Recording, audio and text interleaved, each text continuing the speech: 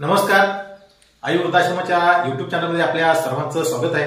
मित्रांनो, आमच्या आई वृद्धाश्रमामध्ये आई वडील दत्तक घ्यायचे. मित्रांनो, हा तर तुम्हाला हा विषय जरा विचित्र वाटेल, परंतु मित्रांनो, जे आमच्या आई वृद्धाश्रमामध्ये जे अनेक आई वडील आहेत त्यांना प्रेमाची गरज आहे, त्यांना मुलांची गरज आहे, मुलींची गरज आहे, नातवंडांची गरज आहे, त्यांना सुद्धा घर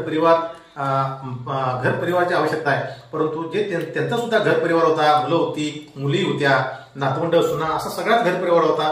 परंतु सर्वांनी त्यांच्याकडे पाठ फिरवलेले आहे, त्यांना रस्त्यावर सोडले आणि आज ते आमच्या आई वृद्धाश्रमामध्ये एकाकी जीवन जगत आहेत.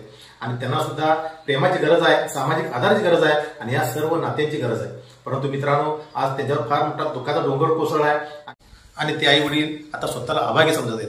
मित्रांनो, त्यांना सुद्धा एक प्रेमाची गरज आहे, मुलांची गरज आहे. जर आपल्याला सुद्धा वाटत असेल की मला एखादी आई किंवा वडील मला दत्तक घ्यायचे आहे, तर अवश्य आमच्या आई वृद्धाश्रमात आपण भेट द्यावी आणि यातली एखादी आई तुम्ही दत्तक घ्यावी. मित्रांनो, आई दत्तक घ्यावी किंवा वडील दत्तक घ्यावे. मित्रांनो, दत्तक घेणे म्हणजे तुम्ही तुमच्या घरात नेऊन त्यांना सांभाळणे नाही, परंतु त्यांचा इथला मासिक खर्च असेल किंवा त्यांना काय गरजेचे साहित्य लागणार असतील, हे जर तुम्ही दिला तर तुम्हाला पण आत्मिक समाधान मिळेल. मित्रांनो, वृद्धाश्रम स्थापन करण्यापाठी माझा एक उद्देश होता. मी याच्या अगोदर सुद्धा आपण सांगितलं की वृद्धाश्रम स्थापना काय झाली. एक सांगलीत एक आजी होती, 3 मुलं होती, नातवंडे होती, घर परिवार होता आणि मुलाने तिची संपूर्ण प्रॉपर्टी स्वतःच्या नावावर करून घेतली, तर घरातून बाहेर काढलं वगैरे वगैरे. म्हणजे परंतु मी वृद्धाश्रम चालू करण्यापाठी माझा एक मोठा उद्देश होता. माझे सुद्धा आई वडील लहानपणीच मयत झालेत. वडील 87 ला मयत होते आणि आई 2001 ला मयत आहे. आणि मला सुद्धा माझ्या आई वडिलांची माझ्या सुद्धा आयुष्यामध्ये फार मोठी कमतरता जाणवत होती आणि हे आई वडील नसल्यामुळे माझ्या आयुष्यात सुद्धा एक फार मोठी पोकळी निर्माण झाली होती. परंतु मी वृद्धाश्रम सुरू केलं आणि मी ही पोकळी भरून काढली.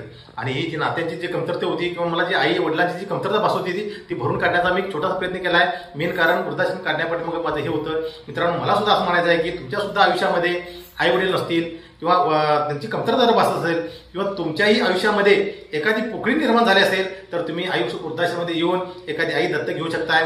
त्यांच्याबरोबर एखादी दिवस तुम्ही घालू शकताय. तुम्ही सगळा तुमचा परिवार येऊन त्या आजीला किंवा आईला तुम्ही त्यांच्यासोबत वेळ घालू शकताय, त्यांना खाऊ देऊ शकताय किंवा त्यांना हवं नको ते तुम्ही बघू शकताय. म्हणजे तुम्हाला सुद्धा त्याचं एक आत्मिक समाधान मिळेल. मित्रांनो, काल परवा 2 दिवसापूर्वी आमच्या आई वृद्धाश्रमामध्ये एक भजनाचा कार्यक्रम झाला. मंगलताई लायकर एक शिवसेनेच्या माजी जिल्हा प्रमुख होत्या आणि त्यांनी एक भजनाचा कार्यक्रम घेतला. आणि भजनाचा कार्यक्रम झाल्यानंतर त्यांनी आमच्या एका वृद्धाश्रमातल्या एका आजीला त्यांनी म्हटलं की आजीला मला दत्तक घ्यायचं. आणि मला पण काय कळायचं बंद झालं. त्यावेळी त्यांनी सांगितलं मी आजीला दत्तक घेऊन तिचा संपूर्ण खर्च मी बघायला तयार आहे.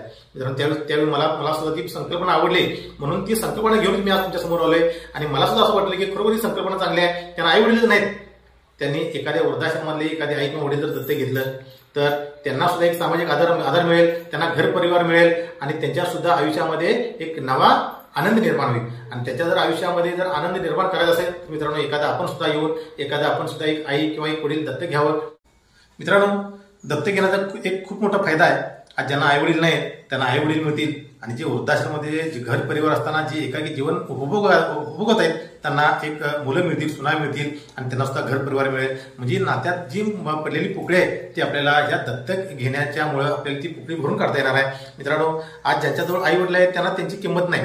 आज ज्यांना आई वडील आहेत त्यांना आई वडिलांची किंमत विचारा, ते तुम्हाला नक्कीच सांगतील. आज मला पण आई वडील नाहीत म्हणून मी रडत बसलो नाही, म्हणून मी आज वृद्धाश्रम चालू केलं आणि दुसऱ्याने टाकून दिलेल्या आई वडिलांना आज मी सांभाळतोय आणि मी माझ्या नात्यातली ही पोकळी भरून काढण्याचा प्रयत्न केलाय. आपण सुद्धा एखादी आई वडील दत्तक घेऊन आपण सुद्धा आपल्या नात्यातली पोकळी भरून काढू शकताय, अशी मी आपल्याला कळकळीची आणि नम्रतेची विनंती करतो.